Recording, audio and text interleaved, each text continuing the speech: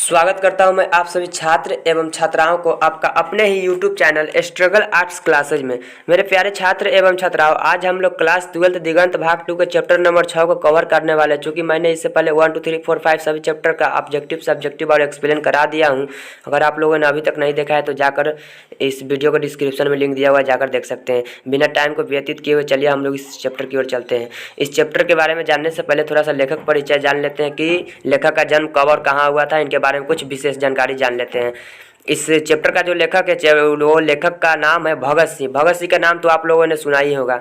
जी हाँ, आप लोगों ने भगत सिंह का नाम सुना ही होगा, जिन्होंने अपने ही देश की आज़ादी के लिए क्या किए, खुद को मतलब शहीद हो गए जाकर वहाँ पर। और क्या बोलते हैं उसको, इनको फांसी दे दिया गया और ये अपने देश की आज़ादी के लिए शहीद हो गए। आप लोगों ने इनके बारे में अच्छी तरह से जाना होगा, और ना भी जानते हैं तो चलिए इसमें जान लीजिएगा, विस्तार से इसमें दिया गया है। बिना टाइम को व्यतीत किए हुए हम लोग भगत सिंह के बारे में विशेष जानकारी लेते हैं।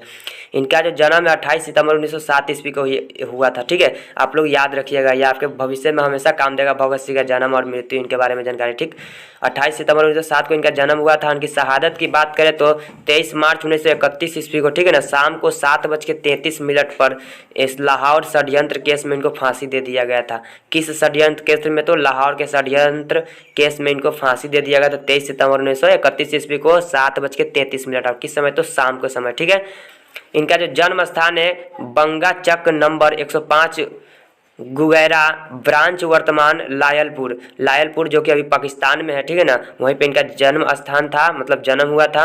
इनके पैतृक गांव की बात करें तो खटकर कला, पंजाब था। और इनके माता का जो नाम था विद्यापति एवं पिता का जो नाम था किशन सिंह था। ठीक है, माता का नाम विद्यापति और पिता का नाम सरदार किशन सिंह। सॉरी, याद रखिएगा, सरदार किशन सिंह। माता विद्यापति और सरदार किशन सिंह इनके पिता थे। इनके परिवार के बारे में कुछ जानते हैं। संपूर्ण परिवार स्वाधीनता सेनानी, और पिता और चाचा अजीत सिंह लाला लाजपत राय के सहयोगी। इनके चाचा और जिनके पिताजी जो थे वो लाला लाजपत राय के क्या थे? सहयोगी थे। अजीत सिंह को मांडले जेल में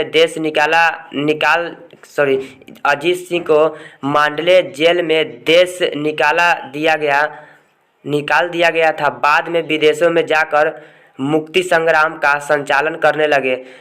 और देखिएगा, छोटे चाचा सरदार स्वर्ण सिंह भी जेल गए। याद रखिएगा, इनके छोटे चाचा का नाम क्या था? वो भी जेल गए थे। जेल की यातनाओं के कारण, मतलब वहाँ पे जो अजीबो तरह का वहाँ पर जो व्यवहार किया जाता है, वहाँ पर जेल में रहने के बाद जो साथ में समस्याएं होती है, दुख तकलीफ होती है, उसी को यातना बोला जाता है। तो यातनाओं के कारण 1910 में उनका क्या हो गया? निधन हो गया। काफ़ी ज़्यादा दुख तकलीफ का सामना करते हुए उनका निधन हो गया 1910 ईस्वी में। भगत सिंह की शहादत के बाद उनके भाई कुलवीर और कुलतार सिंह को देवली कैंप जेल में रखा गया था। ठीक है ना, उनके भगत सिंह के एक भाई थे, दो भाई थे, कुलवीर सिंह और एक कुलतार सिंह। याद रखिएगा, दोनों भाई थे इनके। इनको किस जेल में रखा गया? तो देवली कैंप के जेल में रख दिया गया था, जहां वे 1946 तक रहे। कब तक रहे? तो 1946 तक। उनके पिता अनेक बार जेल गए। पूछता है कि उनके पिता कई बार जेल गए, तो अनेकों बार उनके पिता जेल गए थे। इनकी शिक्षा के बारे में कुछ जान लेते हैं। पहले 4 साल की प्राइमरी शिक्षा अपने गाँव बंगा में, तो जो शुरू का शिक्षा होता है ना, वो अपने गाँव बंगा में ही किए थे। और उसके बाद फिर लाहौर के DAV स्कूल से वर्ग 9 तक की पढ़ाई की। ठीक है, DAV स्कूल से वर्ग 9 तक की पढ़ाई की। बाद में नेशनल कॉलेज लाहौर से FA किया। फिर क्या हुआ कि BA के दौरान पढ़ाई छोड़ दी।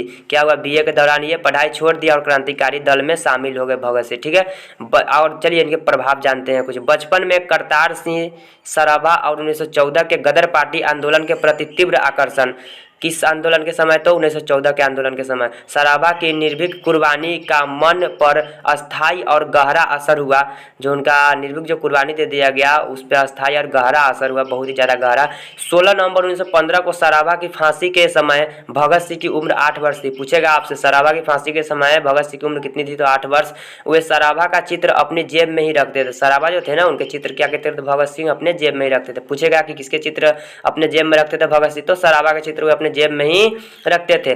12 वर्ष की उम्र में जलियांवाला बाग की मिट्टी लेकर क्रांतिकारी गतिविधियों की शुरुआत की है। और उसके बाद 1922 में चौरा चौरी कांड के बाद 15 वर्ष की उम्र में कांग्रेस और महात्मा गांधी से मोहभंग हो गया। कितने वर्ष की उम्र में मोहभंग हुआ? तो 15 वर्ष की उम्र में। अगर पूछेगा किससे मोहभंग हुआ? तो महात्मा गांधी से। याद रखिएगा।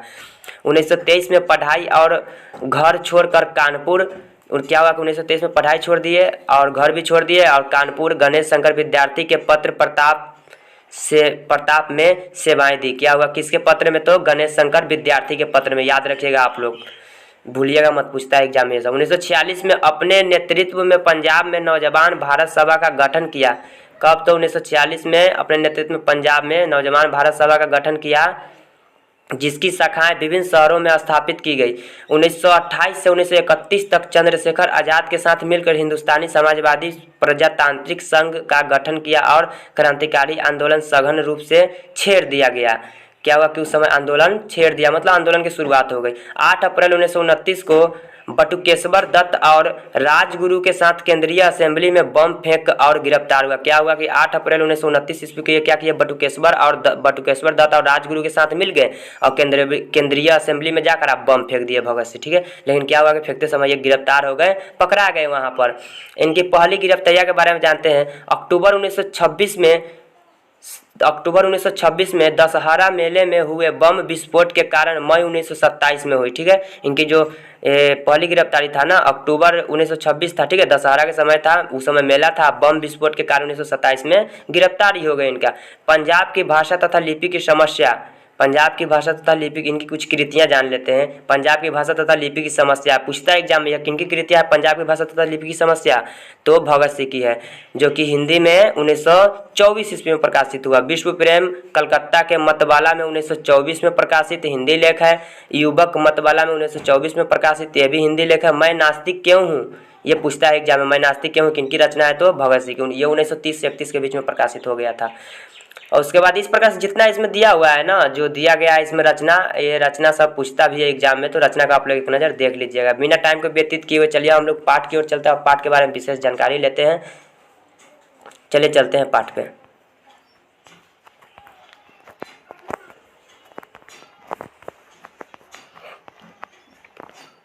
चलिए देखिए, जो पाठ का शीर्षक है ना, शीर्षक जो टाइटल होता है, ठीक है ना, वह है एक लेख और एक पत्र। पूछता है एग्जाम में, एक लेख और एक पत्र किसके द्वारा लिखा गया है? तो भगत सिंह के द्वारा। ठीक है, भगत सिंह इसमें 2 तरह के पत्र, देखिए ये क्या बोल रहा है, पहले शीर्षक का मतलब समझिए। एक लेख, लेख मतलब होता है लेख समझ रहे हैं आप लोग, जो कि एक लेख पहले ये लिखते हैं विद्यार्थी के लिए। ठीक है, और एक फिर पत्र लिखते हैं, पत्र भी आप लोग समझ रहे हैं। एक पत्र जो लिखते हैं ये अपने ही एक क्या बोलते हैं, नाम कुछ अभी दिमाग से निकल रहा है, उन्हीं के लिए ये क्या करते हैं, एक हाँ सुखदेव, याद आ गया, सुखदेव के लिए एक पत्र लिखते हैं ये सुखदेव के पास। और पहले बच्चों के पास एक लेख लिखते हैं, उसके बाद जब वो हो जाता है तो सुखदेव के पास एक पत्र लिखते हैं, जिसके बारे में चलिए विस्तार से जानते हैं हम लोग।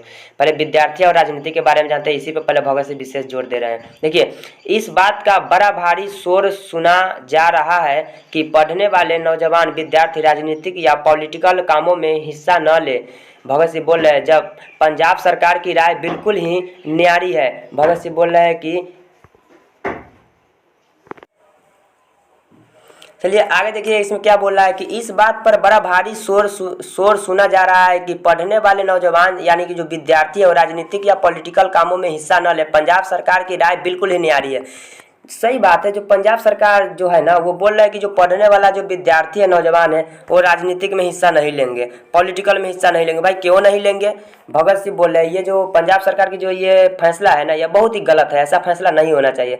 विद्यार्थियों से कॉलेज में दाखिल होने से पहले इस आशय की शर्त पर हस्ताक्षर करवाए जाते हैं कि वे पॉलिटिकल कामों में हिस्सा नहीं लेंगे। आगे हमारा दुर्भाग्य कि लोगों की ओर से चुना हुआ मनोहर जो अब शिक्षा मंत्री है, स्कूलों कॉलेजों के नाम एक सर्कुलर या परिपत्र भेजता है कि कोई पढ़ने या पढ़ाने वाला पॉलिटिक्स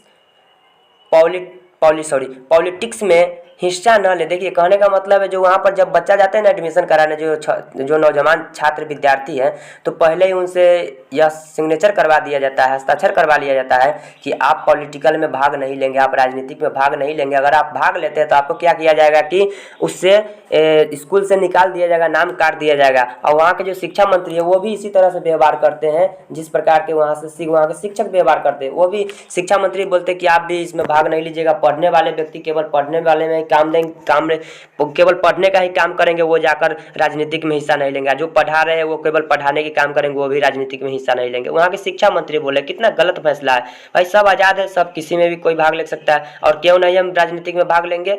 भगत सिंह बोले, वहाँ के जो शिक्षा मंत्री है, बड़ा ये घटिया मतलब विचार है। वहाँ की सरकार भी वैसा ही है, निकम्मी है, और वहाँ का जो शिक्षा मंत्री वो भी वैसा ही है, और वहाँ का जो स्कूल का टीचर है, टीचर भी वैसा ही है। चलिए आगे देखते हैं। फिर कुछ दिन हुए जब लाहौर में स्टूडेंट्स यूनियन या विद्यार्थी सभा की ओर से विद्यार्थी सप्ताह मनाया जा रहा था। वहाँ भी सर अब्दुल कादर और प्रोफेसर ईश्वर चंद्र नंदा ने इस बात पर जोर दिया कि विद्यार्थियों को पॉलिटिक्स में हिस्सा नहीं लेना चाहिए। देखिए कुछ लोग वहाँ पर भी भाषण दे रहे थे, कुछ दिन पहले की बात बोल रहे हैं भगत सिंह कि कुछ लोग वहाँ पर भाषण दे रहे थे, बोल रहे थे कि वो कुछ लोग के नाम भी बता रहे हैं कि एक अब्दुल कादर थे और एक प्रोफेसर ईश्वर चंद्र नंदा ने क्या वह भाषण देते थे, बोल रहे कि जो विद्यार्थी है ना पढ़ने वाला, वो भाग नहीं लेंगे राजनीतिक में चाहे पॉलिटिक्स में। भाई क्यों नहीं भाग लेंगे? वो लोग बोल रहे हैं, मना कर रहे हैं विद्यार्थियों को लेने के लिए। देखिए भगत सिंह बोल रहे ये सब गलत बात है, नहीं मना करना चाहिए। पंजाब को राजनीतिक जीवन में सबसे पिछड़ा हुआ कहा जाता है। पंजाब को पूछेगा कहीं ऑब्जेक्टिव में, किसको राजनीतिक क्षेत्र में सबसे पिछड़ा हुआ कहा जाता है, तो पंजाब को। इसका क्या कारण है? क्या पंजाब ने बलिदान कम दिए हैं?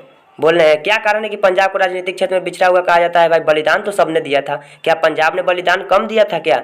इसका कारण स्पष्ट है कि हमारे शिक्षा विभाग के अधिकारी लोग बिल्कुल ही बुद्धू है। हमारे शिक्षा विभाग के जो अधिकारी लोग हैं ना, बिल्कुल ही बुद्धू है। आज पंजाब काउंसिल की कार्यवाही पढ़कर इस बात का अच्छी तरह पता चलता है कि इसका कारण यह है कि हमारी शिक्षा निकम्मी होती है और फिजूल होती है, और विद्यार्थी युवा जगत अपने देश की बातों में कोई हिस्सा नहीं लेता है।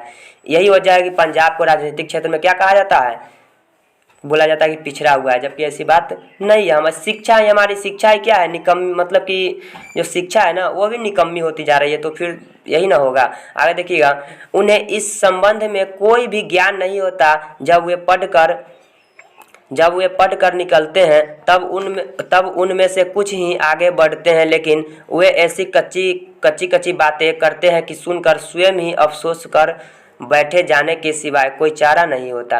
सही बात है। जब उन लोगों को पढ़ाया जाता है उस समय तो क्या किया जाता है कि राजनीतिक में और पॉलिटिक्स में हिस्सा नहीं ले, इसलिए पहले सिग्नेचर करवा दिया जाता है ताकि तुम नहीं लोगे।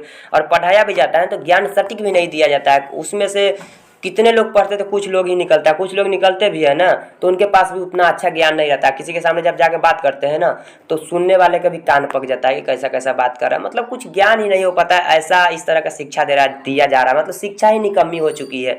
शिक्षा भी सही तरह से नहीं दिया जा रहा है। जो शिक्षा पहले के समय गुरु लोग देते थे ना, वो शिक्षा अभी के समय में दिया ही नहीं जा रहा है। जिन नौजवानों को कल देश की बागडोर हाथ में लेनी है, उन्हें आज ही अक्ल के अंधे बनाने की कोशिश की जा रही है। सही बात है। यही नौजवान आगे चल कर हमारे देश की बागडोर अपने हाथ में लेगी, यही नौजवान ने देश को संभालेगा।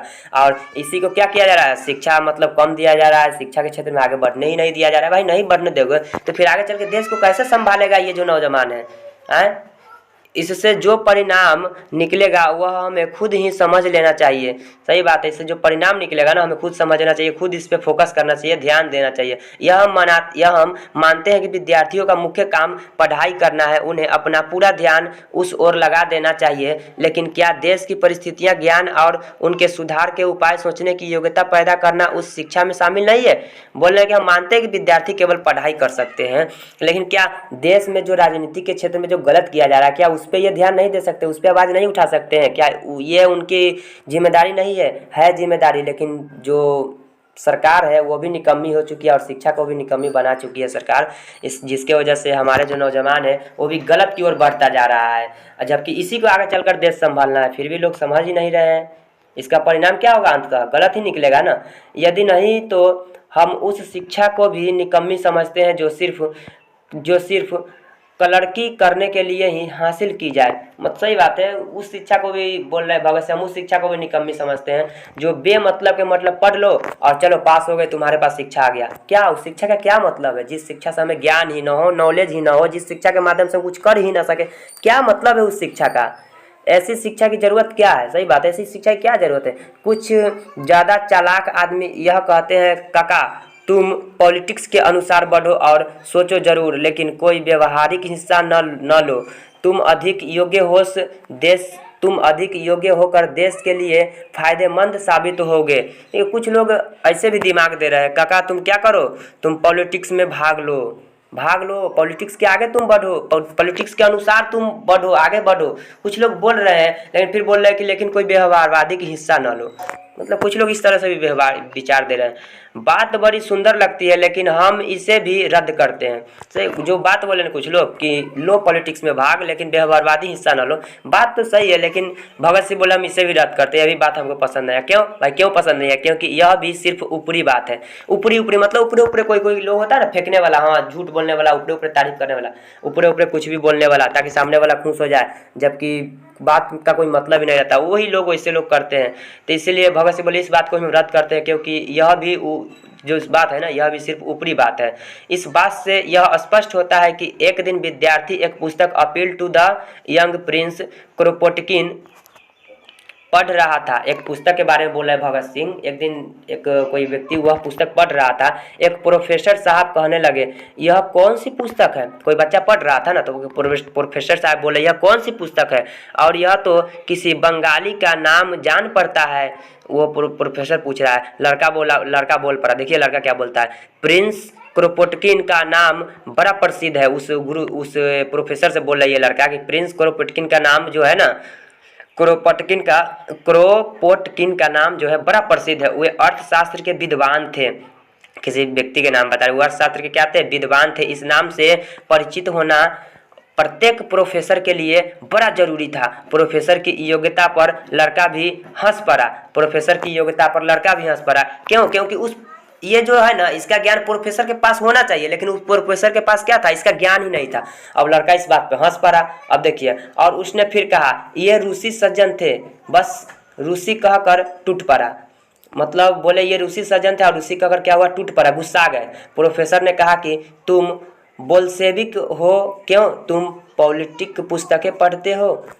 वो जो प्रोफेसर थे ना, वो प्रोफेसर जब लड़का बोल पड़े ना तुम्हारे पास मतलब ज्ञान नहीं, या हंस दिए, तो वो क्या हुए कि वो थोड़ा सा गुस्सा आ गया। बोले ये रूसी सज्जन है, और रूसी सज्जन बोलकर और फिर वो क्या हुए, थोड़ा सा गुस्सा आ गए प्रोफेसर, और बोल रहे कि तुम बोल्शेविक हो क्योंकि तुम पॉलिटिक पुस्तकें पढ़ते हो। वो प्रोफेसर बोल रहे हैं। देखिए आप प्रोफेसर की योग्यता देखिए, पहले प्रोफेसर की आप योग्यता। एक तो ऊपर से ज्ञान नहीं है, बच्चा जब बता रहा है तो बच्चा पे भी गुस्सा कर ऐसे ऐसे बोल रहे हैं। अब उन बेचारे विद्यार्थी को उनसे क्या सीखना? अब बताइए, जब प्रोफेसर ही ऐसा कर रहे हैं, जो प्रोफेसर है वही जब इस तरह के व्यवहार करे, तो उस प्रोफेसर से, इतने बड़े व्यक्ति से उस बच्चा को क्या सीखने को मिलेगा? इसीलिए बोले ऐसे कि शिक्षा जो है ना निकम्मी होती जा रही है। ऐसी स्थिति में वे नौजवान क्या सिखा सकते हैं? सही बात है, ऐसी स्थिति में नौजवान क्या सिखा सकता है? प्रोफेसर से कुछ बच्चा को सीखने को ना मिला, ये बच्चा आगे चल के किसी को क्या सिखाएगा? क्या खाक देश को संभाल पाएगा?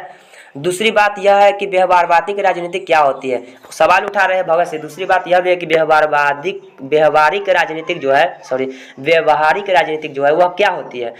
देखिएगा, महात्मा गांधी, जवाहरलाल नेहरू और सुभाष चंद्र बोस का स्वागत करना और भाषण सुनना तो हुई व्यवहारवादी राजनीतिक पर कमीशन या वायसराय का स्वागत करना क्या हुआ?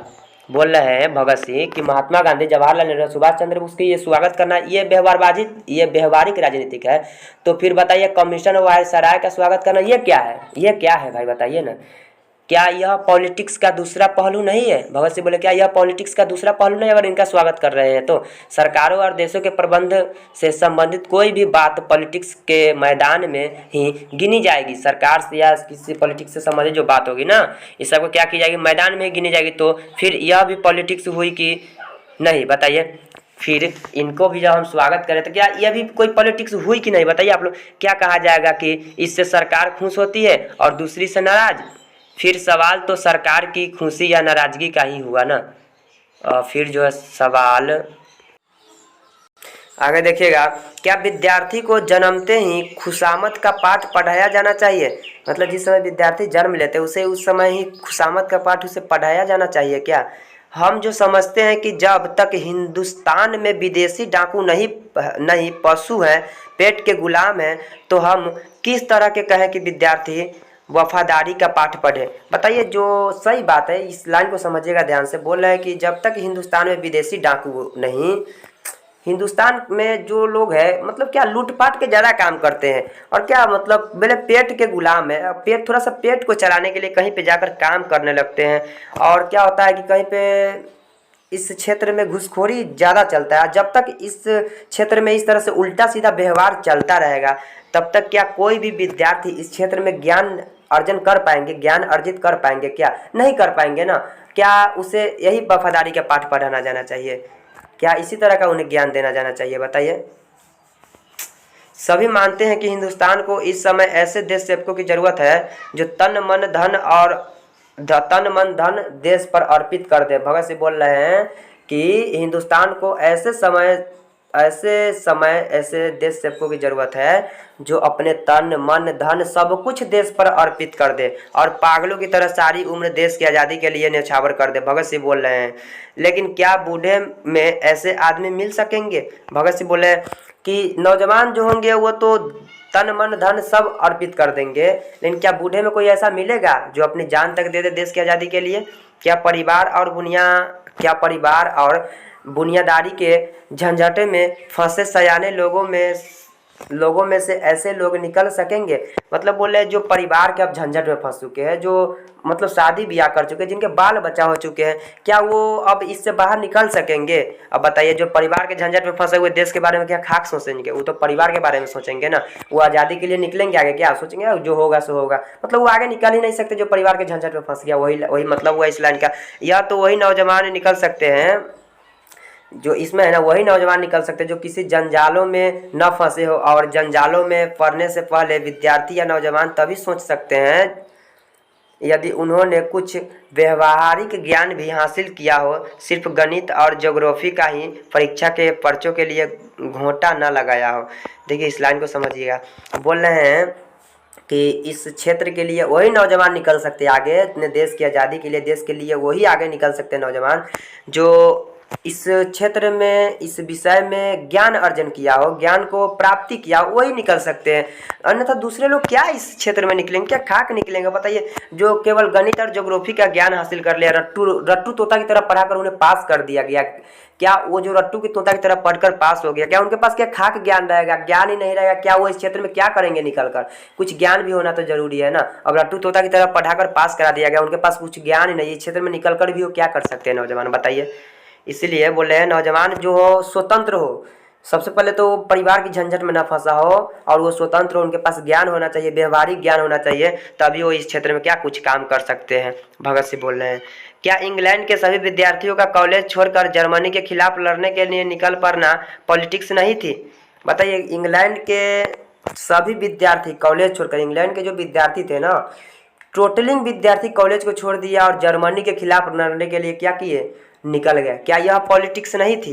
भगत सिंह बोले क्या यह पॉलिटिक्स नहीं थी? वहाँ के पूरा विद्यार्थी जब जर्मनी के खिलाफ लड़ने के लिए निकल पड़े थे तो तब हमारे उपदेशक कहाँ थे? तब जो उपदेश देते हैं तो वो उपदेशक कहाँ थे जो उनसे कहते जाओ जाकर शिक्षा हासिल करो, जो उनसे कहते थे जाओ जाकर शिक्षा हासिल करो। आजकल नेशनल कॉलेज अहमदाबाद के जो लड़के सत्याग्रह में बारदोली वालों की सहायता कर रहे हैं, क्या वे ऐसे ही मूर्ख रह जाएंगे? जो वहाँ के जो लोग हैं जो सत्याग्रह के बारदोली में जो सहायता कर रहे हैं इसमें जाकर, क्या वो ऐसे ही मूर्ख रह जाएंगे? बताइए। सभी देशों को आज़ाद करवाने वाले वहाँ के विद्यार्थी और नौजवान ही हुआ करते हैं। किसी भी देश को अगर आज़ाद कराना है ना तो उसमें जितना अहम भूमिका विद्यार्थी नौजवान का होता है ना, उतना बूढ़े का कहाँ होता है भाई। क्या हिंदुस्तान के नौजवान अलग अलग रहकर अपना और अपने देश का अस्तित्व बचा पाएंगे? हिंदुस्तान का जो नौजवान है अलग अलग रहकर भी क्या अपने देश का अस्तित्व बचा पाएंगे? नौजवान 1919 में विद्यार्थी पर किए गए अत्याचार नहीं भूल सकते। नौजवान जो है ना, 1919 में जो विद्यार्थी पर जो अत्याचार किया गया था, वो अत्याचार नौजवान नहीं भूल सकता है। सदा याद रखेगा अत्याचार जो किया गया था 1919 ईस्वी में विद्यार्थी पर, ठीक है ना। वे यह भी समझते हैं कि उन्हें एक भारी क्रांति की जरूरत है। वे यह भी समझते हैं, जो विद्यार्थी है ना, यह भी समझ रहे हैं कि उन्हें भारी क्रांति की जरूरत है। वे भगत सिंह समझ रहे कि भारी क्रांति की जरूरत है और भगत सिंह बोले कि वे विद्यार्थी आगे निकले और इस 1919 में जो विद्यार्थी पे जो अत्याचार किया गया था ना, उस बात को याद रखते हुए वे दिमाग में रखे हुए रहे और पढ़े और इस क्षेत्र में आगे बढ़े और फिर इस बातों को क्या करें? बदला ले, छोड़ना नहीं है। जरूर पढ़े, बोले पढ़े और जरूर पढ़े, साथ ही पॉलिटिक्स का भी ज्ञान हासिल करे। भगत सिंह बोले साथ ही साथ क्या करे, पॉलिटिक्स का भी ज्ञान हासिल करे। ऐसा नहीं कि पॉलिटिक्स का ज्ञान हासिल नहीं करना है, पॉलिटिक्स का भी ज्ञान हासिल करना है। और जब जरूरत हो तो मैदान में कूद पड़े और अपना जीवन इसी काम में लगा दे। भगत सिंह बोल रहे हैं इसके बारे में ज्ञान हासिल करो, और जब जरूरत पड़े ना तो अपने देश की बचाने के लिए अपनी तन मन धन तो अर्पित करना ही करना है, जरूरत पड़े तो अपनी जान की बलि तक चढ़ा देना अपने देश की आज़ाद कराने के लिए। भगत सिंह बोल रहे हैं। क्या ऐसा बूढ़े में संभव है? तो नौजवान को भी इस क्षेत्र में आगे बढ़ना होगा, सभी को इस क्षेत्र में आगे बढ़ना होगा। मेरा सलाह मानो तो सब एक साथ मिलकर करो, अगर इसके बारे में संघर्ष करना है तो। अपने प्राणों का इसी में उत्सर्ग कर दें, वरन बचने का कोई उपाय नजर नहीं आता। बोल रहे कि अपने प्राण तक न्यौछावर कर दीजिए इस देश को आज़ादी के लिए, इस नहीं तो इसके अलावा बचने का कोई उपाय ही नहीं है। भगत सिंह बोल रहे हैं। ये था आपका विद्यार्थी और राजनीतिक पर, ठीक है ना। ये क्या था, विद्यार्थी और राजनीतिक पर भगत सिंह एक पत्र लिखे थे, ये था। अब हम लोग जो आगे पढ़ेंगे, सुखदेव के नाम का एक पत्र लिखते हैं। कौन लिखते हैं तो भगत सिंह लिखते हैं, सुखदेव के पास एक पत्र लिखते हैं। अब सुखदेव के पास से एक जो पत्र लिखते हैं उसमें क्या लिखते हैं, चलिए हम लोग देखते हैं विस्तार से। चलिए आगे देखिए, सुखदेव के नाम का पत्र देखते हैं। देखिए भगत सिंह अब क्या कर रहे हैं, भगत सिंह सुखदेव के पास एक पत्र लिख रहे हैं, जिसमें सबसे पहले ऊपर लिख रहे हैं हेडिंग में प्रिय भाई। किसको बोल रहे हैं, भगत सिंह सुखदेव को बोले प्रिय भाई, मैंने आपके पत्र को कई बार ध्यान पूर्वक पढ़ा। भगत सिंह बोले, ध्यान से सुनिएगा, भगत सिंह बोल रहे हैं, लिख रहे हैं सुखदेव के नाम के पत्र। बोले प्रिय भाई, मैंने आपके पत्र को कई बार ध्यान पूर्वक पढ़ा। मैं अनुभव करता हूँ कि बदली हुई परिस्थितियों ने हम पर अलग अलग प्रभाव डाला है। भगत सिंह बोल रहे हैं कि जो बदली हुई परिस्थिति है ना, अलग अलग तरह से हम पर प्रभाव डाला है। जिन बातों से जेल के बाहर घृणा करते थे वे आपके लिए अब अनिवार्य हो चुकी है। इसी प्रकार जेल से बाहर जिन बातों का विशेष रूप से समर्थन करता था वे अब मेरे लिए विशेष महत्व रखती है। देखिए विशेष महत्व नहीं रखती, विशेष महत्व नहीं रखती, इस बात को समझिएगा।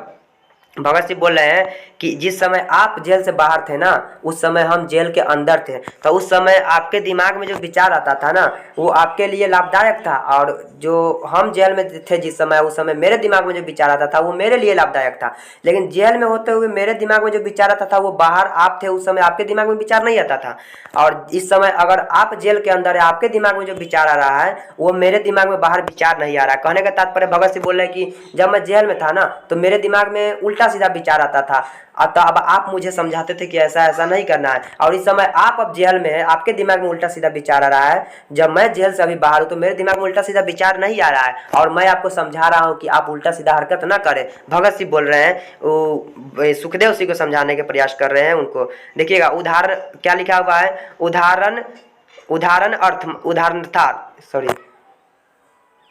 मतलब वही उदाहरण अर्थ, मतलब उदाहरण के तौर पर एक अर्थ बता रहे हैं। चलिए देखिएगा, उदाहरण के तौर पर एक अर्थ बता रहे हैं।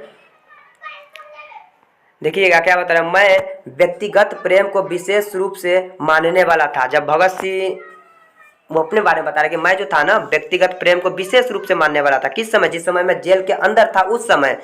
परंतु अब इस भावना का मेरे हृदय एवं मस्तिष्क में विशेष स्थान नहीं रहा। आपसे पूछेगा, एग्जाम में पूछता है कि भगत सिंह के हृदय में किसका कोई स्थान नहीं है, तो प्रेम नाम का कोई स्थान नहीं है। याद रखिएगा, जिस समय ये बोल रहे हैं कि हम जेल में थे ना, उस समय इसका स्थान था, लेकिन अब प्रेम नाम का कोई स्थान नहीं है मेरे हृदय एवं मस्तिष्क में। बाहर आप इसके कड़े विरोधी थे। जिस समय मैं इसका समर्थक था ना, उस समय बाहर आप क्या थे, इसके कड़े विरोधी थे। मैं प्रेम को स्थान देता था जेल में होकर, लेकिन आप इसका विरोध करते थे जिस समय आप बाहर थे। परंतु इस संबंध में अब आपके विचार में भारी परिवर्तन एवं क्रांति आ चुकी है। आप इसे मानव जीवन का एक अत्यंत आवश्यक एवं अनिवार्य अंग अनुभव करते हैं, और सहानुभूति से आपके एक प्रकार का आनंद भी प्राप्त करते हैं। देखिएगा, समझिएगा इस लाइन को। बोल रहे हैं कि अब आप जेल के अंदर हैं, तो आप जो विचार मेरे साथ चल रहा था जेल के अंदर होते हुए, वो विचार अब आपके साथ चल रहा है। जो विचार आपके साथ बाहर होते हुए चल रहा था, वो विचार अब मेरे साथ चल रहा है। कहने का मतलब जिस समय भगत सिंह अंदर थे ना, उस समय भगत सिंह के हृदय में, मस्तिष्क में प्रेम का स्थान था। उस समय सुखदेव सिंह बाहर थे, तो उस समय इनके हृदय में कोई स्थान नहीं था प्रेम का। अब भगत सिंह अंदर बाहर आ चुके हैं और सुखदेव अंदर चल जा चुके हैं, तो सुखदेव के दिमाग में हमेशा एक ही विचार आता है कि आत्महत्या कर ले, और उनके हृदय में मतलब प्रेम उरेम का स्थान आ चुका है। मतलब अजीबो तरह का वो व्यवहार सोच रहे हैं, जबकि भगत सिंह अब इसके कड़े विरोधी हो चुके हैं। भगत सिंह के हृदय में अब कोई प्रेम का नाम का कोई स्थान नहीं है। और वो जो उधर गतिया जो सुखदेव आत्महत्या के बारे में सोच रहा, भगत सिंह इधर गतिया आत्महत्या क्या है, विरोधी बन चुके हैं। भगत सिंह जो है ना, वो सुखदेव को समझा रहे हैं कि भाई तुम आत्महत्या मत करो, ऐसा करना सही नहीं होगा। आगे देखिएगा, आपको याद होगा कि एक दिन मैंने आत्महत्या के विषय में आपसे चर्चा की थी, जिस समय भगत सिंह अंदर थे ना जेल में, उस समय सुखदेव सिंह बाहर थे। तो उस समय भगत सिंह आत्महत्या के विषय में भगत सुखदेव सिंह से चर्चा किए थे। तब मैंने आपको बताया था कई परिस्थिति में आत्महत्या उचित हो सकती है, परंतु आपने मेरे दृष्टि का विरोध किया था। उस समय भगत सिंह अंदर थे ना, तो भगत सिंह बोल रहे थे कि ऐसी स्थिति में आत्महत्या करना ही उचित होगा। तो उस समय सुखदेव बाहर थे तो क्या बोले थे, नहीं नहीं ऐसा करना उचित नहीं होगा। भगत उस समय सुखदेव क्या किए थे, विरोध किए थे आत्महत्या के लिए। मुझे उस चर्चा का समय एवं उस चर्चा का समय एवं स्थान भली प्रकार याद है। भगत सिंह बोले उस समय का जो बात है ना, मुझे अभी भी भली भांति याद है। हमारी यह बात शहंशाही कुटिया में शाम के समय हुई थी। यह भी भगत सिंह को याद है कि किस जगह पर यह बात हम दोनों के बीच में हुई थी। शहंशाही कुटिया में हम दोनों की बात हुई थी। आपने मजाक के रूप में हंसते हुए कहा था कि इस प्रकार की कायरता का कार्य कभी उचित नहीं माना जा सकता। जिस समय भगत सिंह अंदर थे, बोले थे कि हमें अब मृत्यु क्या, हमें फांसी कर लेना ही उचित होगा। तो उस समय सुखदेव समझाए थे, मजाक में बात को उड़ा दिए थे कि अगर आप फांसी चढ़ते हैं, फांसी खुद चढ़ जाते हैं ना, तो ये तो कायरता की पहचान है भाई, क्यों फांसी चढ़िएगा। उस समय सुखदेव समझा रहे थे भगत सिंह को। अब देखिएगा, आपने कहा था इस प्रकार का कार्य भयानक और घृणित है, परंतु इस समय इस विषय पर भी मैं देखता हूं कि आपकी राय बिल्कुल बदल चुकी है। उस समय सुखदेव समझा रहे थे कि फांसी पर नहीं चढ़ना, फांसी पर स्वयं नहीं चढ़ना है, स्वयं से फांसी नहीं चढ़ाना है।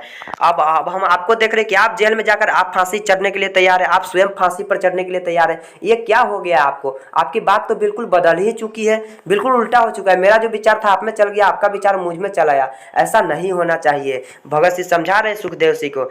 अब आप उसे कुछ अवस्थाओं में न केवल उचित वरन अनिवार्य एवं आवश्यक अनुभव करते हैं। मेरी इस विषय में अब वही राय है जो पहले आपकी थी, अर्थात आत्महत्या एक घृणित अपराध है। यह पूर्णतः कायरता का कार्य है, क्रांतिकारी तो कहना ही क्या, कोई भी मनुष्य ऐसे कार्य को उचित नहीं ठहरा सकता।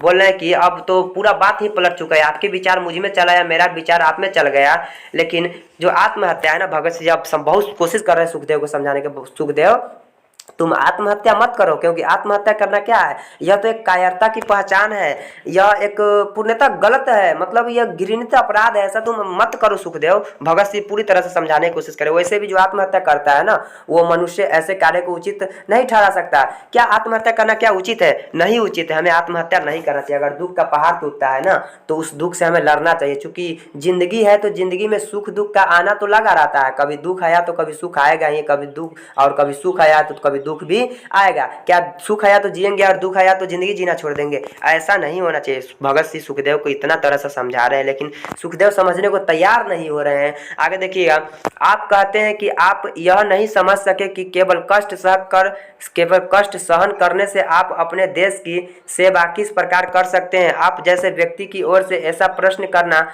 बड़े आश्चर्य की बात है, क्योंकि नौजवान भारत सभा के ध्येय सेवा द्वारा कष्टों को सहन करना एवं बलिदान करना को हमने सोच समझकर कितना प्यार दिया था। मैं यह समझता हूं कि आपने अधिक से अधिक संभव सेवा की, यानी समाज सेवा की।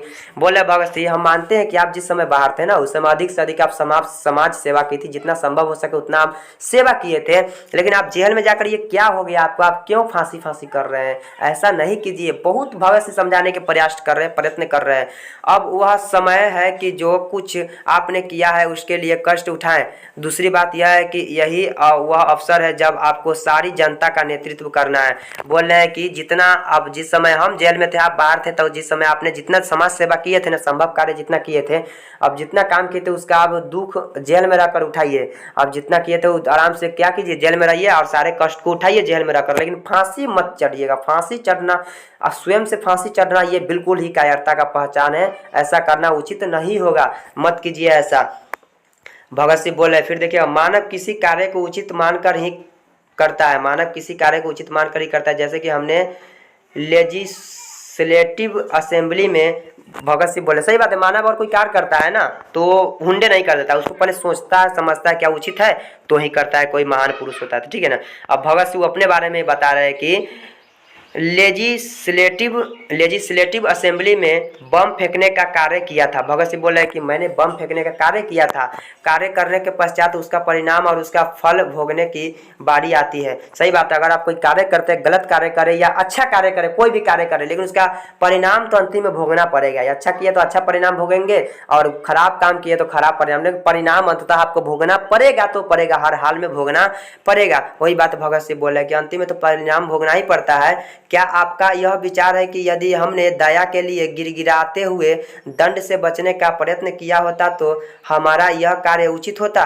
बोले जिस समय हम जेल में थे, जिस समय मेरे साथ ऐसा हो रहा था और जिस समय हम बम ले आकर फेंक दिए, क्या उस समय हमको पकड़ने या जिस समय हमको पकड़ कर जेल में कर दिया गया, क्या उस समय हम गिड़गिड़ा कर दया की माफ़ी मांग लेते, गिड़गिड़ाते लगते कि मुझे दंड न दीजिए, मुझे माफ़ कर दीजिए? क्या अगर हम माफ़ी ही मांग लेते तो क्या फायदा होता बम गिराने का? जब हम बम गिराए तो इससे हमारा कुछ उद्देश्य होगा ना, कुछ उद्देश्य से गिराए होंगे ना।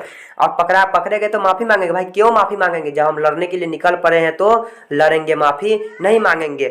नहीं ना, माफ़ी नहीं ना मांगेंगे, इसका प्रभाव लोगों पर उल्टा पड़ेगा। सही बात है, हम बम गिरा दिए थे, अब बात बताइए, पकड़ाने के बाद हम माफ़ी मांगेंगे तो माफ़ी मांगने के बाद क्या होगा? इसका प्रभाव उल्टा लोगों पर पड़ेगा। जब हम माफ़ी मांगना तो क्यों हम बम गिराएंगे? भाई बम क्यों गिराए? इस भगत सिंह बोला अगर आप कुछ करते हैं ना तो कुछ सोच समझ के कर रहे हैं, तो उस काम को करने के दौरान अगर आप पकड़े जाते हैं, कुछ सजा भुगतना पड़ता है तो भुगतिए, लेकिन माफ़ी मत मांगिए और कायरता वाला काम मत कीजिए। इतना बात को आप याद रखिए। अब हम अपने लक्ष्य में पूर्णतया सफल हुए। भगत सिंह बोले अब हम अपने लक्ष्य में पूर्णतया सफल हुए। अगर हम उस समय माफ़ी मांग लिए रहते तो क्या हम उस सफल हो पाते? सब कुछ उल्टा हो जाता, पूरा चीज़ गड़बड़ा जाता है। इसीलिए माफ़ी तो मांगना नहीं है। बंदी होने के समय हमारी संस्था के राजनीतिक बंदियों की दशा अत्यंत दयनीय थी। हमने उसे सुधारने का प्रयास आरंभ कर दिया। चलिए आगे देखिएगा। बोला कि जिस समय हम बंदी हुए थे ना, उस समय हमारा जो राजनीतिक का जो दशा था वो बहुत ही दयनीय था। लेकिन अब हम क्या किए, उस राजनीतिक की दशा जो दयनीय थी, बहुत खराब स्थिति थी, उसको हमने क्या किया, अब सुधारने का प्रयास कर दिया है। मैं आपको पूरी गंभीरता से बताता हूँ कि हमें यह विश्वास था कि बहुत कम समय के भीतर ही हम मर जाएंगे। बोल रहे हैं भगत सिंह कि हमें पूर्ण विश्वास था कि बहुत कम समय के भीतर ही हम क्या होंगे, मर जाएंगे हम। भगत सिंह को यह पूर्ण विश्वास था। सुखदेव से बोल रहे हैं हमें उपवास की स्थिति में कृत्रिम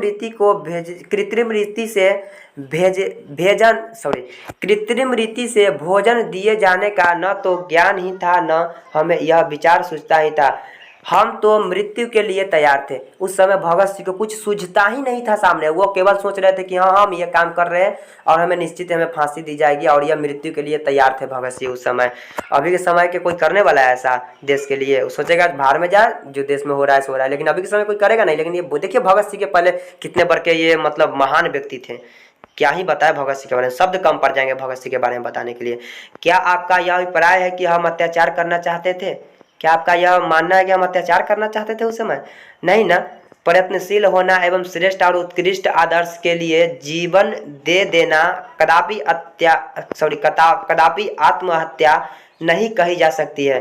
अगर हम किसी के जान बचाने के लिए, किसी के जीवन बचाने के लिए अगर हम अपना जान ताव पर लगा देते हैं, अपना जान दे भी देते हैं, तो उसे आत्महत्या नहीं कहा जा सकता है। आत्महत्या तो उसे कहेंगे जो डरकर जाकर फांसी पे चढ़ जाता है, डरकर जाकर आत्महत्या कर लेता है, उसे हम आत्महत्या कहेंगे। लेकिन किसी के जान बचाने के लिए अगर अपनी जान चली जाए ना, तो इसे आत्महत्या नहीं कहा जा सकता।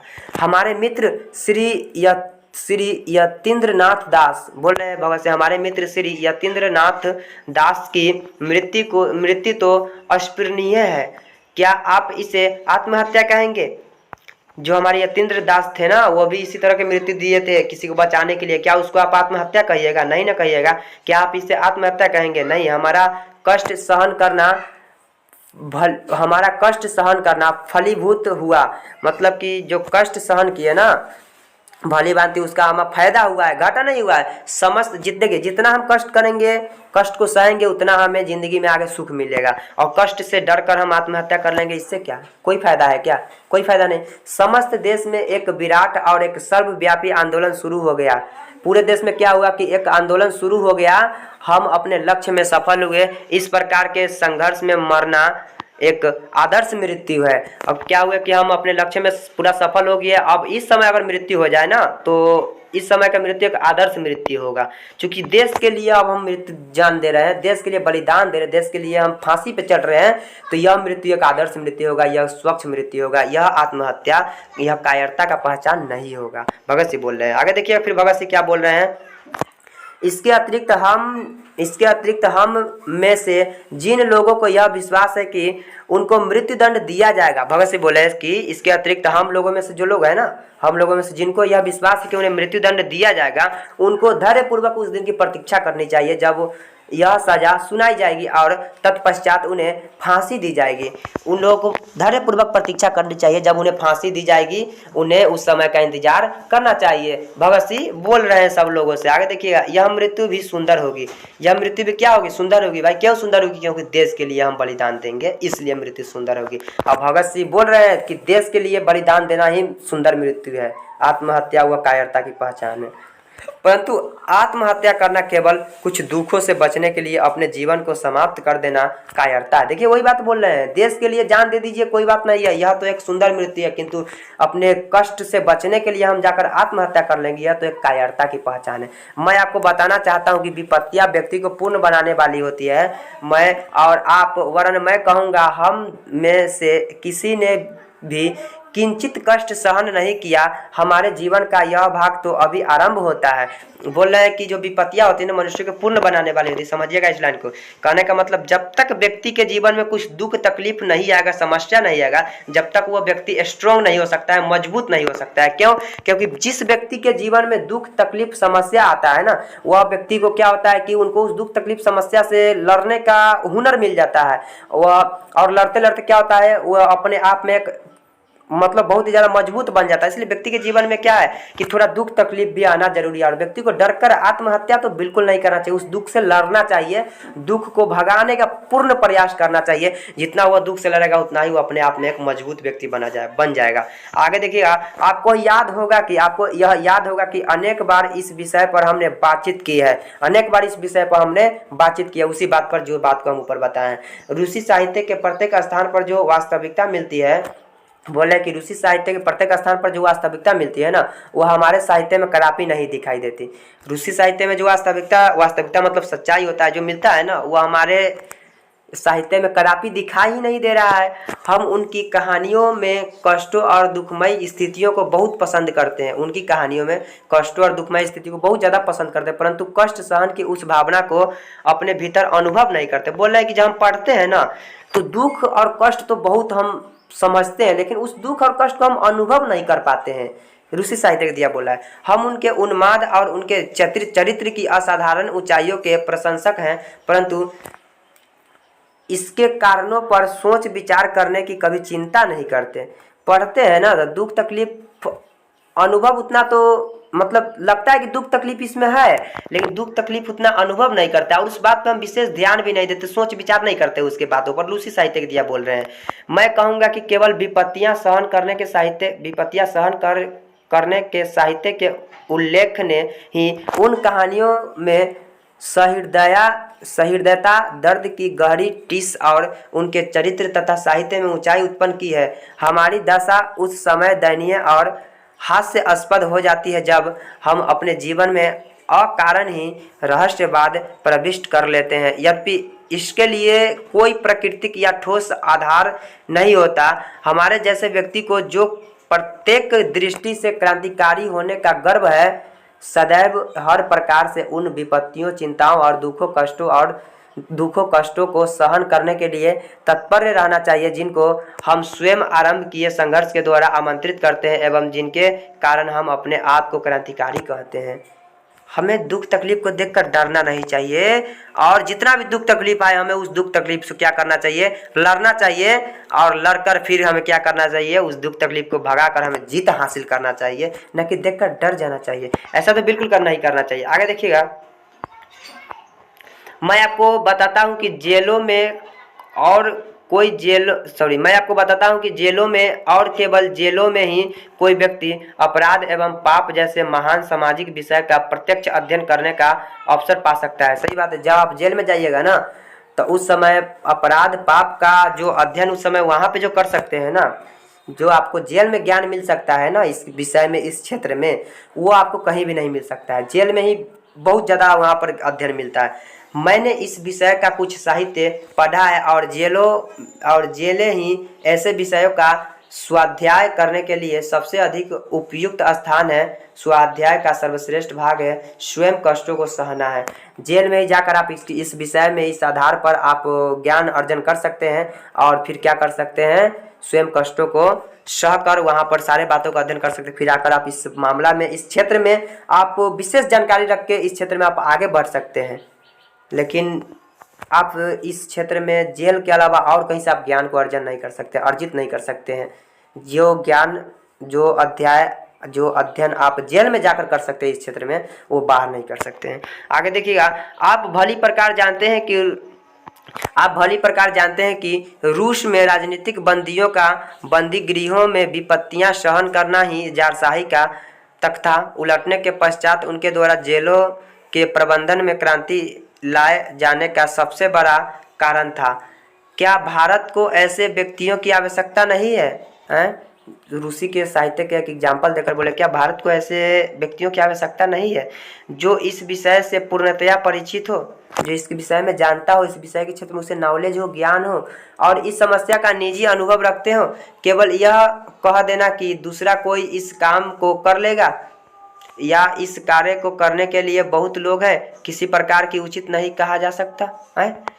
मतलब कोई दुख है या कोई तकलीफ है या किसी प्रकार की समस्या है, उसे लड़ने के लिए अरे वो दूसरा आदमी कर लेगा, वो है ना, क्या यह कहना उचित होगा? दूसरे पर लेकर टाल देंगे। क्या आप नहीं कर सकते हैं? दूसरे पर लेकर टालते हैं। इस प्रकार जो लोग क्रांतिकारी क्षेत्र के कार्यों का भार दूसरे लोगों पर छोड़ने को अप्रतिष्ठापूर्ण एवं घृणित समझते हैं, उन्हें पूरी लगन के साथ वर्तमान अवस्था के विरुद्ध संघर्ष आरंभ कर देना चाहिए।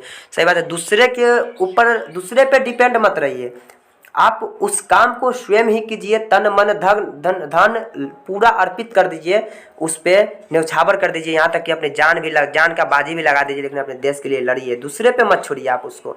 उन्हें चाहिए कि वे उन विधियों का उल्लंघन करें, परंतु उन्हें औचित्य का ध्यान रखना चाहिए, क्योंकि अनावश्यक एवं अनुचित प्रयत्न कभी भी न्यायपूर्ण नहीं माना जा सकता। इस प्रकार का आंदोलन क्रांति के कार्यकाल को बहुत सीमा तक कम कर देगा। जितने आंदोलन अब तक आरंभ हुए हैं उन सबसे पृथक रहने के लिए आपने जो तर्क दिए हैं, मैं उन्हें समझने में असमर्थ हूँ। भगत सिंह देखिएगा क्या बोल रहे हैं। भगत सिंह बोले कि आपने जितना अभी तक विचार दिया, जितना अभी तक बातों को बताया है ना, मैं सारी आपको बातों को समझने में क्या हूँ, असमर्थ हूँ। जिस तरह के आप बात बोले, कुछ मित्र ऐसे हैं जो या तो मूर्ख है या नासमझ है। भगत सिंह बोले कुछ मित्र तो ऐसे भी है जो मूर्ख है और नहीं तो नासमझ है। वे आपके इस व्यवहार को, जिसे वे स्वयं कहते हैं कि हमें किंचित भी नहीं समझ सकते, क्योंकि आप उनसे बहुत ऊंचे और उनकी समझ से बहुत परे हैं, अनोखा और अद्भुत समझते हैं। आगे देखिएगा फिर इसमें, वास्तव में यदि आप यह अनुभव करते हैं कि बंदी गृह का जीवन वास्तव में अपना अपमानपूर्ण है, तो आप उसके विरुद्ध आंदोलन करके उसे सुधारने का प्रयास क्यों नहीं करते हैं? आप उसे सुधारने का प्रयास क्यों नहीं करते हैं? संभवतया आप यह कहेंगे कि यह संघर्ष सफल नहीं हो सकता, मतलब काम किए नहीं और पहले ही सोच लिए कि यह जो संघर्ष करेंगे सफल नहीं होगा।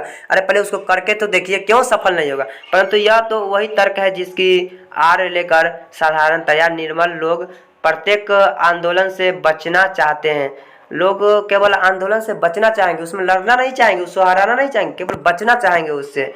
यह वह उत्तर है जिसे हम उन लोगों से सुनते रहे हैं जो जेल से बाहर क्रांतिकारी प्रयत्नों में सम्मिलित होने से जान बचाना चाहते थे।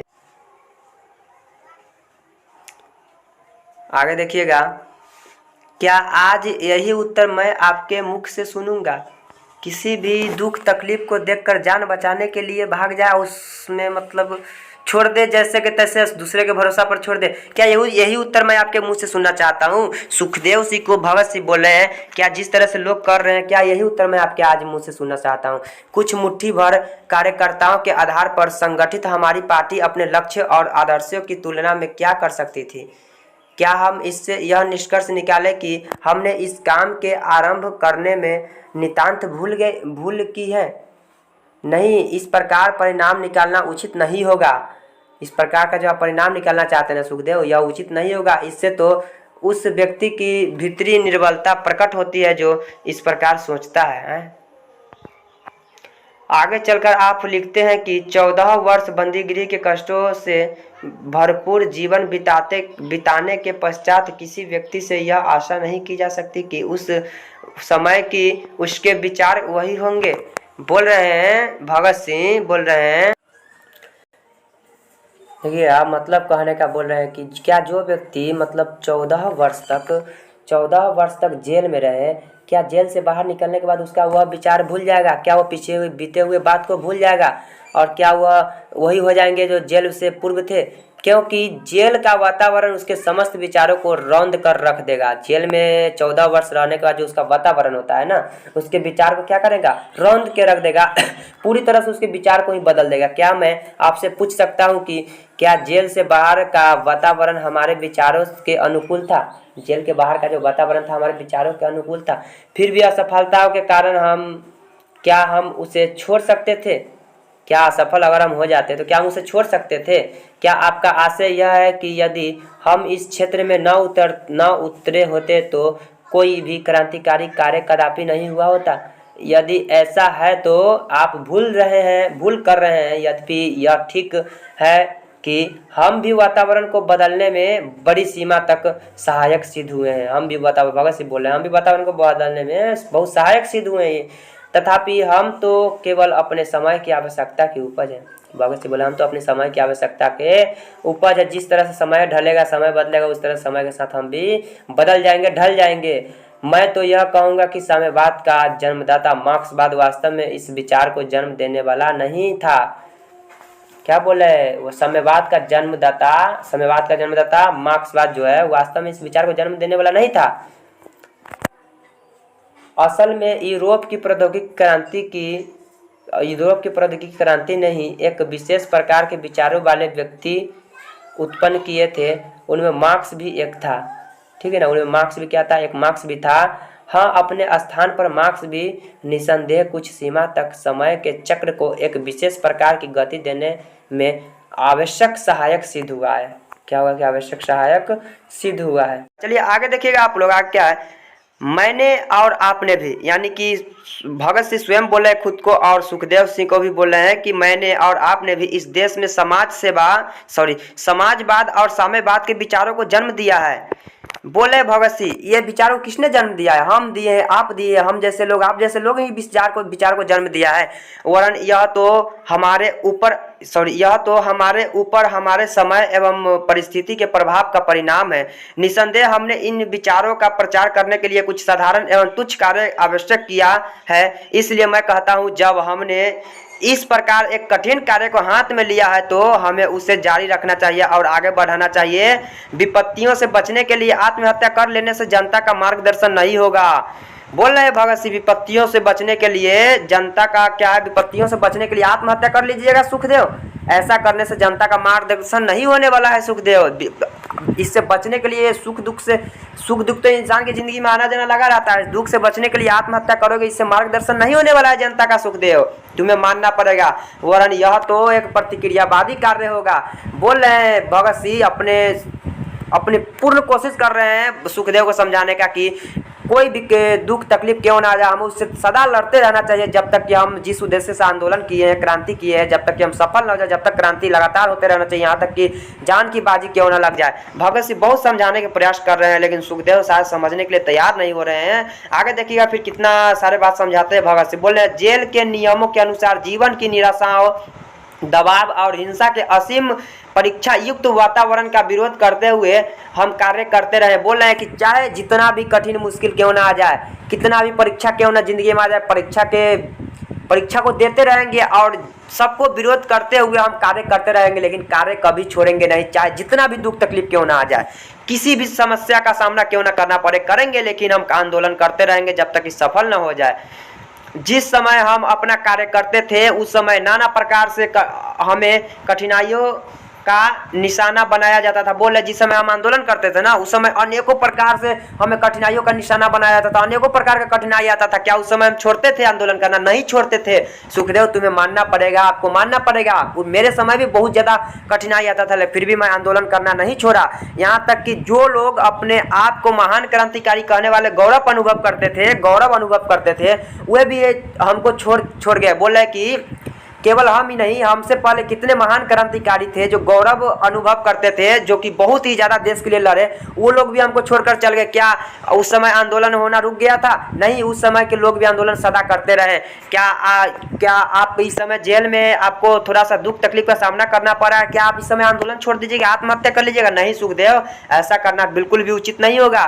क्या ये परिस्थितियाँ असीम परीक्षा युक्त नहीं थी? क्या ये परिस्थितियाँ जो इस तरह से हुआ था, क्या ये हमें मोटिवेट नहीं कर रहा है? क्या यह परीक्षा युक्त नहीं है क्या सुखदेव? आपको मानना पड़ेगा सुखदेव मेरी बातों को। फिर अपने आंदोलन एवं प्रयासों को जारी रखने के लिए हमारे पास क्या कारण और तर्क था? क्या कारण और तर्क था? बताओ सुखदेव, बताओ क्या कारण और तर्क था कि हमने अपने आंदोलन को सदा जारी रखा, लगातार प्रयास रखा? आप बोल रहे हैं कि फांसी, मतलब आप बोल रहे हैं कि हम आत्महत्या कर लेंगे? नहीं सुखदेव, आत्महत्या नहीं करना होगा। क्या स्वयं यही तर्क हमारे विचारों को शक्ति नहीं देता? यह जो तर्क हमारे विचारों को शक्ति नहीं देता है क्या? मोटिवेट नहीं कर रहा है क्या? और क्या ऐसे क्रांतिकारी कार्यकर्ताओं के उदाहरण हमारे सामने नहीं है जो जेलों से दंड भोग कर लौटे और अब भी कार्य कर रहे हैं? यदि वाकुनिन ने, पहले इस लाइन को समझिए, बोले अब भी कुछ ऐसा भी लोग हैं जो जेलों में दंड भोगे हैं, कितने सालों तक रहे हैं और वहां से लौटे और अभी भी उस कार्य को कर रहे हैं जिस कार्य के वजह से वो जेल में गए थे। क्या वो हमारे लिए एग्जाम्पल में नहीं है, उदाहरण में नहीं है क्या? क्या यह आपको मोटिवेट नहीं कर रहा है? यहाँ तक कि बोले कि यदि वाकुनिन एक व्यक्ति क्या नाम है, बोले वाकुनिन ने आपके समान सोच विचार किया होता तो वह प्रारंभ में ही आत्महत्या कर लेता है। वाकुनिन एक व्यक्ति का नाम है, ठीक है ना? वह भी कुछ उद्देश्य से आंदोलन चला रहा था, क्रांति कर रहा था। तो बोल रहे भगत सिंह अगर शुरू में आपके जैसा सोच विचार रखता ना तो वो भी आत्महत्या कर लिया होता, लेकिन ऐसा वो बिल्कुल भी नहीं किया, क्योंकि वो लगातार क्रांति को जारी रखा और अंततः वह वहां पे जीत हासिल किए थे वाकुनिन। उसी प्रकार आपको भी लगातार प्रयास करते रहना चाहिए, आपको भी इससे मुंह नहीं मोड़ना चाहिए, आत्महत्या नहीं करना चाहिए सुखदेव, मारना पड़ेगा आपको, पूरा बातों को मानना पड़ेगा। आज आपको ऐसे असंख्य क्रांतिकारी दिखाई देते हैं जो रूसी राज्य में उत्तरदायी पदों पर विराजमान है और जिन्होंने अपने जीवन का अधिकतर भाग दंड भोगते हुए जेलों में बिताया है। बोले अधिकतर ऐसा व्यक्ति है जो अपने जीवन को अधिकतर भाग यानी अधिकतर समय जेलों में बिताया है। क्या वो निकलते समय फांसी पे, क्या निकलते समय वो आत्महत्या कर लिया? वो नहीं किया ऐसा। वो आत्महत्या अगर कर लिया होता तो क्या आने वाले समय में कोई भी इस क्षेत्र में इस विषय पे क्रांतिकारी कर पाता? क्या आप अगर आत्महत्या कर लीजिएगा, अब आने वाले समय में जो नौजवान है क्या इस विषय पर अपना जो भी अधिकार है क्या उस पर आवाज उठा पाएगा? इसलिए आपको ऐसा कुछ नहीं करना होगा सुखदेव, आपको मानना पड़ेगा।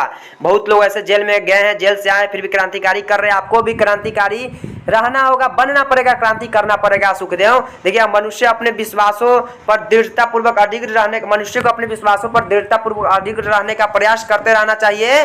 कोई नहीं कह सकता कि भविष्य में क्या घटना होने वाली है। बोल रहे भगत सिंह, मनुष्य को अगर विश्वास है कि मैं ये कर सकता हूँ, वो कर सकता हूँ, यानी कुछ भी कर सकता हूँ, तो उसे अपने विश्वास पर टिके रहना चाहिए, अपने विश्वास से मुंह नहीं मोड़ना चाहिए, अपने विश्वास से नहीं हटना चाहिए, लगातार प्रयास करते रहना चाहिए अपने विश्वासों पर, क्योंकि यह कोई नहीं कह सकता कि किसी भी इंसान के भविष्य में क्या, कब, क्यों, कैसे हो सकता है। इसलिए अपने विश्वासों पर थोड़ा सा भी संदेह नहीं करना चाहिए किसी भी व्यक्ति को। भगत सिंह सुखदेव से समझा रहे हैं। आगे देखिएगा, क्या आपको याद है कि जब हम इस विषय पर चर्चा कर रहे थे कि हमारी बम फैक्ट्रियों में अत्यंत तीव्र एवं प्रभावकारी विष भी रखा जाना चाहिए, तो आपने बड़ी दृढ़ता से इसका विरोध किया था। क्या आपको याद है? जिस समय हमने ऐसा बोला था तो आपने तो बड़ी दृढ़ता से इसका विरोध कर दिया था।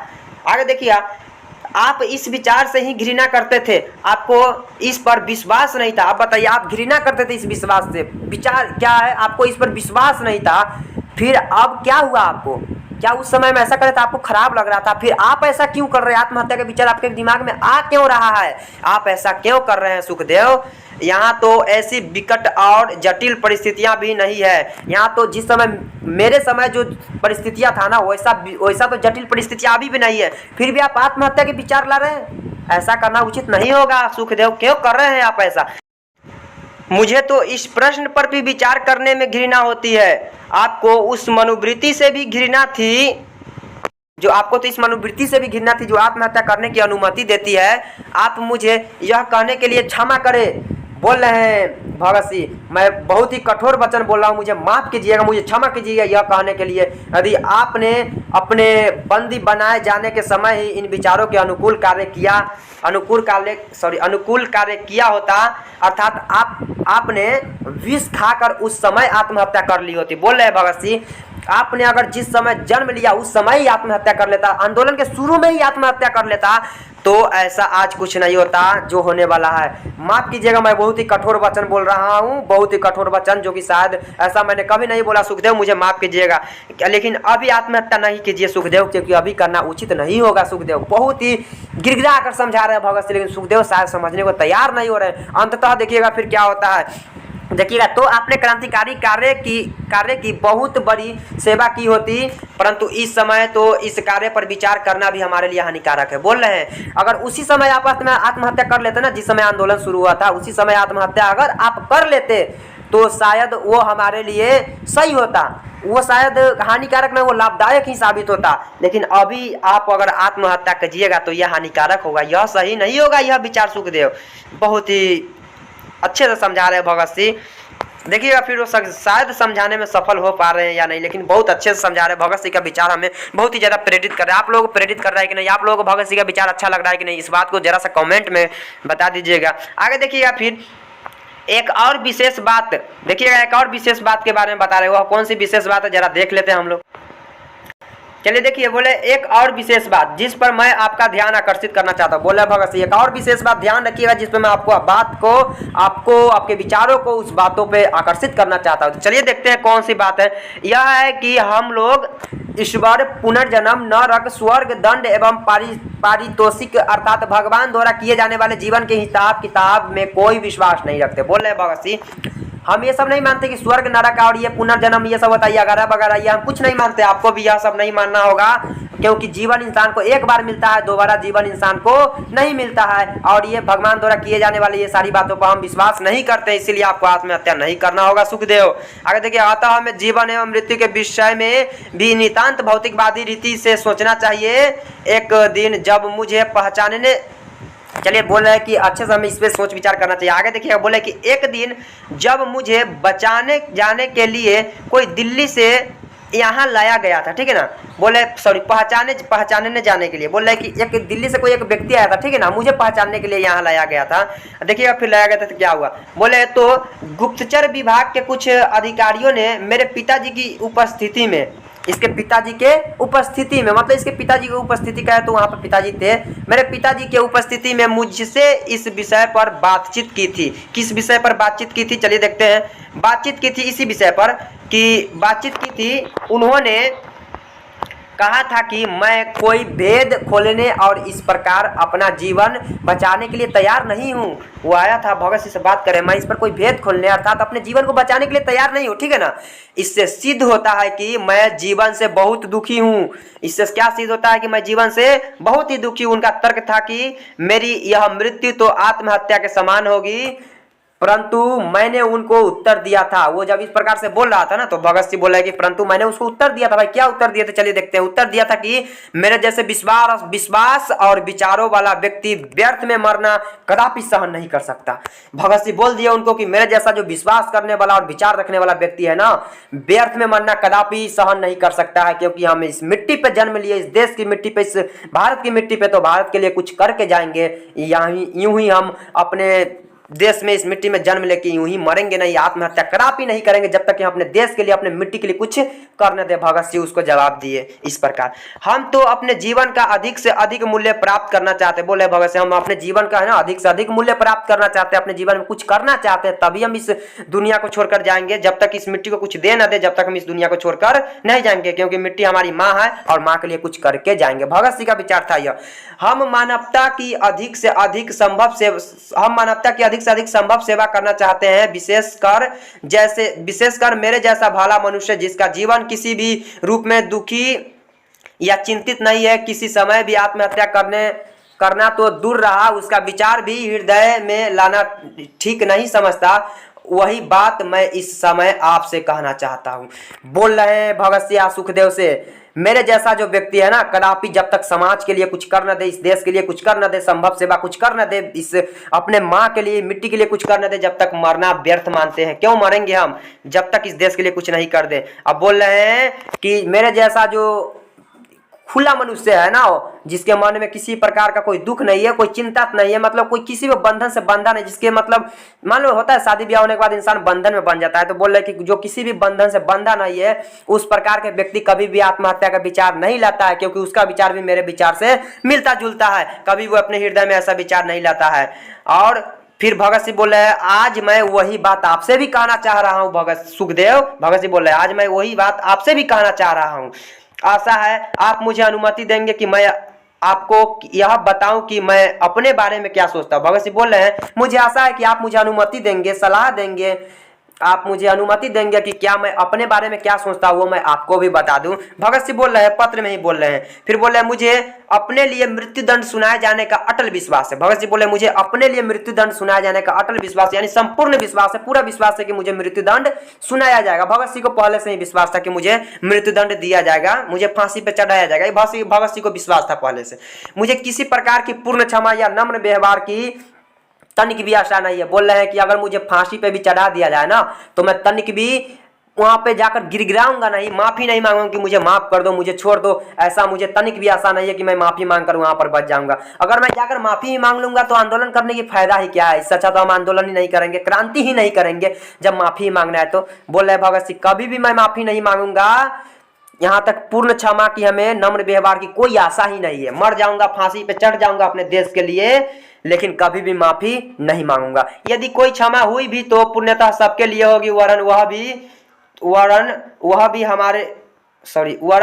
भी हमारे अतिरिक्त अन्य लोगों के लिए नितांत सीमित एवं कई बंधनों से जकड़ी हुई होगी। बोल रहे हैं, अगर क्षमा की भी जाएगी तो सब लोगों के लिए होगी, सबको क्षमा किया जाएगा, किंतु अगर बोला जाए कि मैं केवल आपको क्षमा करता हूं तो कदापि मैं इस क्षमा को सहन नहीं करूंगा, फांसी पर चढ़ जाऊंगा, लेकिन कभी भी इस क्षमा को नहीं मानूंगा। अगर क्षमा करना है तो सबको कीजिए, सबको छोड़ दीजिए, लेकिन केवल एक को क्षमा करना ये क्षमा नहीं है, मैं कभी भी इस बात को नहीं मानने वाला। भगत सिंह बोल रहे हैं, हमारे लिए न सम्मिलित रूप में देखिएगा, हमारे लिए न सम्मिलित रूप हमारे लिए न तो क्षमा हो सकती है और न वह होगी। बोल रहे हैं, हमारे लिए नहीं तो क्षमा हो सकती है और न शायद हो गई भी, कभी क्षमा नहीं हो सकती। इस पर भी मेरा इच्छा है कि हमारी मुक्ति का प्रस्ताव सम्मिलित रूप में और विश्वव्यापी हो, और उसके साथ ही मेरी अभिलाषा यह भी है। क्या अभिलाषा है? बोल रहे हैं, मेरा जो विचार है वह विश्वव्यापी हो, पूरे विश्व में हो। और बोले साथ ही मेरी अभिलाषा यह भी है। क्या है अभिलाषा? कि जब यह आंदोलन अपनी चरम सीमा पर पहुंचे तो मुझे फांसी दे दी जाए। बोले भगत सिंह, जब यह आंदोलन अपनी चरम सीमा पर पहुंचे ना तो मुझे फांसी दे दी जाए।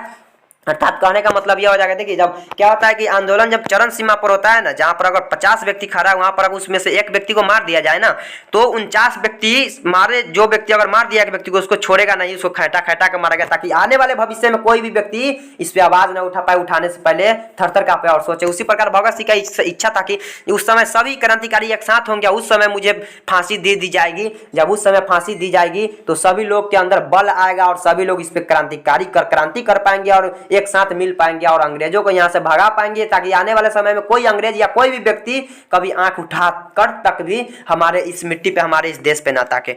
यह विश्वास था भगत सिंह को। तब मुझे फांसी दी जाए जिस समय आंदोलन पूरा अपनी चरम सीमा पर हो, यानी कि जिस समय पूरी तरह से देश आजाद होने वाला हो, सब एक साथ हो, सब जुनून जोश में हो, तब मुझे फांसी दे दी जाए। यह भगत सिंह का विश्वास था। मेरी यह इच्छा है कि यदि कोई सम्मानपूर्ण और उचित समझौता होना कभी संभव हो जाए तो बोला है कभी अगर कोई सम्मानपूर्ण या उचित समझौता अगर उचित समझौता करना कहीं संभव हो जाए ना, जो समझौता संभव हो, जो उचित हो, तो हमारे जैसे व्यक्तियों का मामला उसके मार्ग में कोई रुकावट या कठिनाई उत्पन्न करने का कारण न बने। बोल रहे हैं अगर कभी कोई ऐसा समझौता जो उचित हो, अगर संभव हो करना, अगर हो भी जाए, तो हमारे जैसे व्यक्ति कभी भी उसमें जाकर के एक रुकावट नहीं बनेगा, कभी भी उसमें जाकर कठिनाई नहीं बनेगा। जब देश के भाग्य का निर्णय हो रहा हो तो व्यक्तियों को अपने भाग्य को पूर्णतया भुला देने चाहिए। भगत सिंह बोले जब देश की भाग्य का निर्णय हो रहा है तो व्यक्ति को क्या करनी चाहिए, अपनी भाग्य को पूर्णतया भुला देनी चाहिए। सही बात है, जब देश के लिए आप उस समय भाग्य का निर्णय हो रहा है, आप देश के लिए कुछ बातें हो रही है, तो समझ जाइए कि मैं देश के लिए कुर्बान हूँ, देश के लिए यहाँ पर मैं अपने आप को बलिदान दे दिया हूँ, शहीद हो गया हूँ। ये सोचकर व्यक्ति को वहाँ पर लड़ना चाहिए, न कि अपने बारे में सोचते रहना चाहिए। कभी भी नहीं सोचना चाहिए। जिस समय देश की भाग्य का निर्णय हो रहा हो ना, तो व्यक्ति को अपने भाग्य को भुला ही देना चाहिए उस समय। हम क्रांतिकारी होने के नाते अतीत के समस्त अनुभवों से पूर्णतः अवगत है। बोला हम क्रांतिकारी होने के नाते बोल रहे हैं, अतीत से जो भी बातें हैं उस सब से मैं अभी अवगत हूँ, इसके बारे में मुझे कुछ पता नहीं है, मैं सब बातों से अवगत हूँ। इसलिए हम नहीं मान सकते कि हमारे शासकों और विशेषकर अंग्रेज जाति की भावनाओं में इस प्रकार का आश्चर्यजनक परिवर्तन उत्पन्न हो सकता है। बोले इसीलिए हम अंग्रेजों और ये सारी बातों को हम नहीं मान सकते। इस प्रकार का परिवर्तन क्रांति के बिना संभव ही नहीं है। इस प्रकार का अगर परिवर्तन करना है ना, तो बिना क्रांति के संभव ही नहीं है। क्रांति कीजिएगा तभी इस प्रकार का परिवर्तन हो सकता है, अन्यथा कभी भी ऐसा परिवर्तन नहीं हो सकता। क्रांति तो केवल सतत कार्य करते रहने से, प्रयत्नों से, कष्ट सहन करने से एवं बलिदानों से ही उत्पन्न की जा सकती है और की जाएगी। बोले क्रांति तभी सफल हो सकता है जब आप लड़िए, कष्ट को सहिए, दुख को सहिए।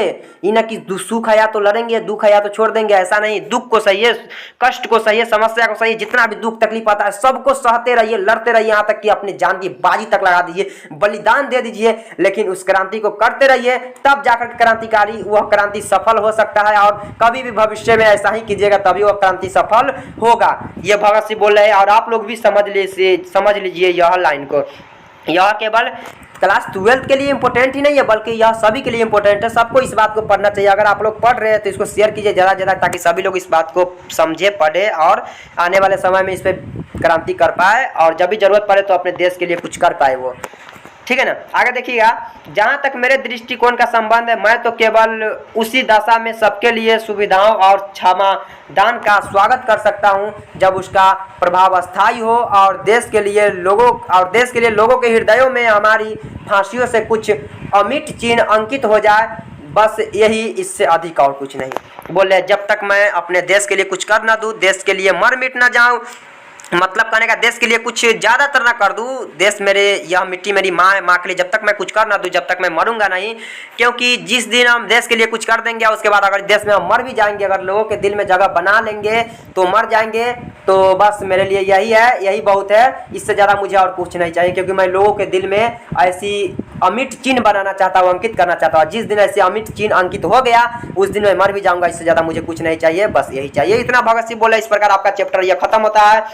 पाठ आप लोगों को कैसा लगा है कमेंट करके बताइए। अगर अच्छा लगा है तो वीडियो को लाइक कीजिएगा, सब्सक्राइब कीजिएगा, हो सके तो वीडियो को उन लोगों के पास शेयर कीजिए जो 2024 में बोर्ड एग्जाम देने वाले हैं। खासकर अगर आप 24 में देख रहे हैं, 25 में देने वाले, 25 में देख रहे हैं, 26 में देने वाले, यानी कभी भी देख रहे हैं अगर देने वाले, तो उसके पास शेयर कीजिए ज़्यादा से ज़्यादा, ताकि वो भी इस बात को समझ पाए, पढ़ पाए। तो मिलते हैं आप लोगों से फिर अगले चैप्टर के साथ। जब तक के लिए बाय बाय मेरे प्यारे छात्र एवं छात्राओं, और जय हिंद, जय भारत।